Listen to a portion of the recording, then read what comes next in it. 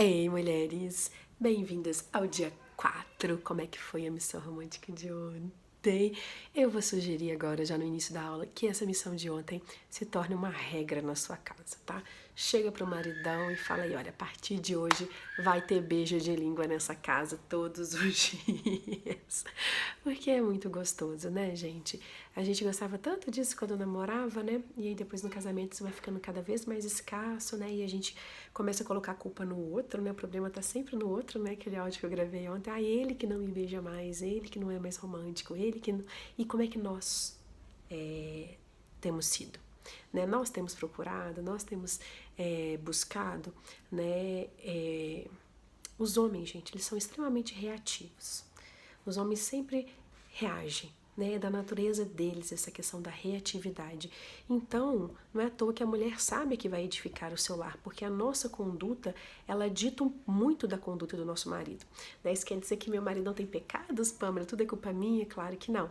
Mas a forma como que a gente trata o marido vai refletir na forma como ele nos trata por conta dessa reatividade dos homens, né? Então, gente, beijem muito, sejam felizes, né? Vamos aí abaixar as nossas armas. Nós não estamos numa briga, numa competição com o nosso marido. A gente deve espelhar Cristo no nosso lar, a gente deve fazer com que o nosso marido cresça no conhecimento do Senhor, se aproxime cada vez mais de Deus, né? Então, uma das coisas que a gente pode fazer também é dar esse beijão aí no nosso marido todos os dias, tá bom? Então, fique aí como missão permanente, forever and ever, tá bom? Pra sempre aí. Beijão de língua todos os dias. E hoje nós vamos falar sobre o terceiro e o quarto propósito do ato sexual, né, do sexo no casamento, que são unidade e conhecimento. Né, a palavra de Deus fala, né, deixará o homem pai e mãe e se unirá à sua mulher e serão os dois uma só carne. Né, então, assim, esse uma só carne, ele acontece ali na penetração, né? Então, assim, parece que tem algumas pessoas que falam assim, ah, não, e os dois serão uma só carne, né? Como se fosse algo futuro, algo que vai sendo conquistado. Mas quando Paulo ali em 1 Coríntios 16, ele fala assim, ou não sabeis que o que se ajunta com a meretriz faça um corpo com ela, porque serão, disse, dois numa só carne. Né? Então, sim, o ato da penetração nos torna uma só carne. Né, e nos torna ali uma unidade, né? Acho que a Larissa falou isso na live dela, que eu fiz com ela. Quem ainda não assistiu a live pode correr lá e assistir. Que esse uma só carne é como se fossem concretados, né? O significado é de que seria um concretado no outro, né? Que delícia, né, gente? Então, assim, é muito gostoso, né, a gente saber que a gente está se tornando uma só carne. Isso é muito mais profundo, né, do que só sim uma coisa carnal, é uma coisa de se tornar uma só carne, os dois numa só carne, mas isso vai trazendo justamente essa unidade, né, não só na carne, né, mas no espírito, no pensar.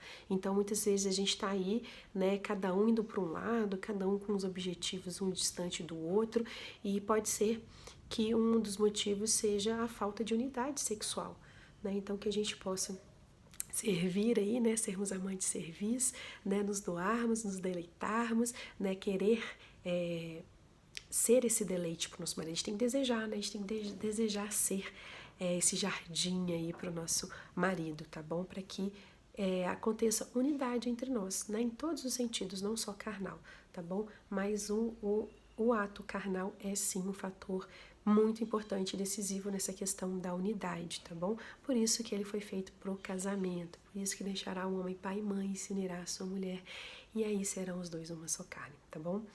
Então não vamos menosprezar essa unidade que o ato sexual traz, tá? E a questão do conhecimento, né, gente?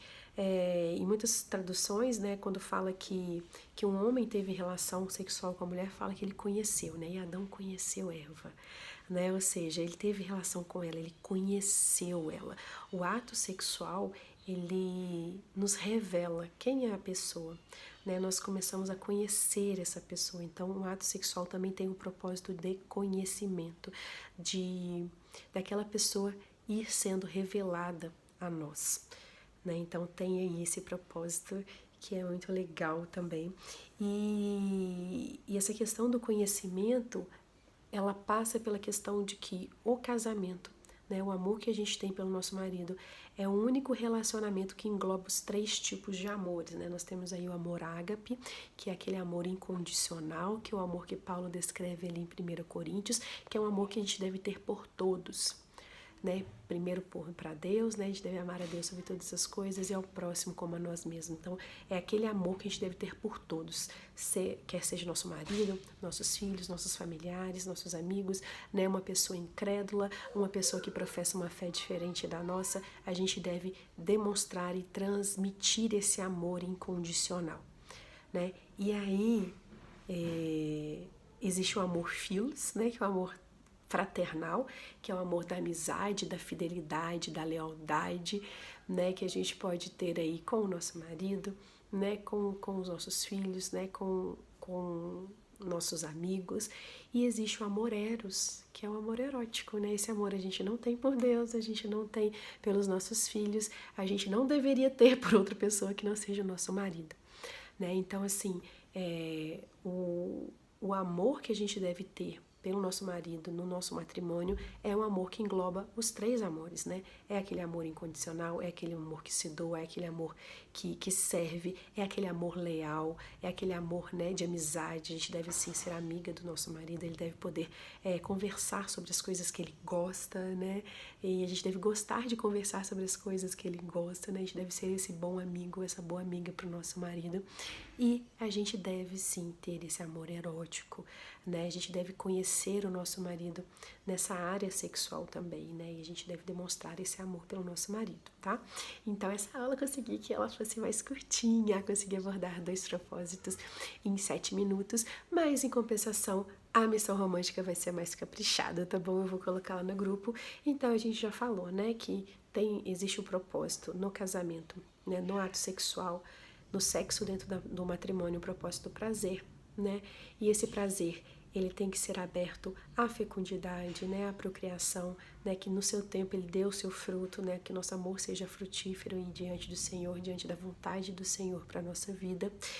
E esse prazer, essa procriação vai gerando que é uma unidade e vai gerando um conhecimento do outro também, né? Então, que fique aí, né, esses 4 propósitos.